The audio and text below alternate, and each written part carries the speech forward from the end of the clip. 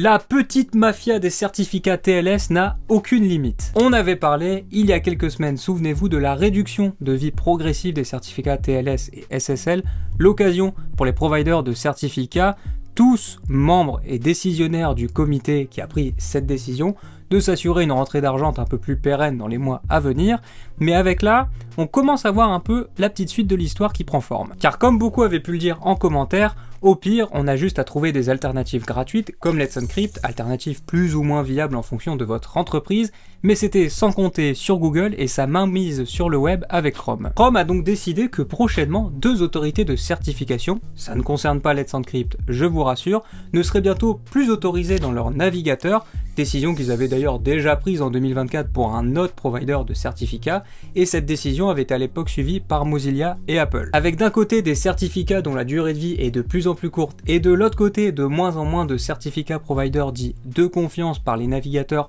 eux-mêmes parfois revendeurs de certificats, on voit un peu le petit conflit d'intérêts qu'il y a dans cette histoire.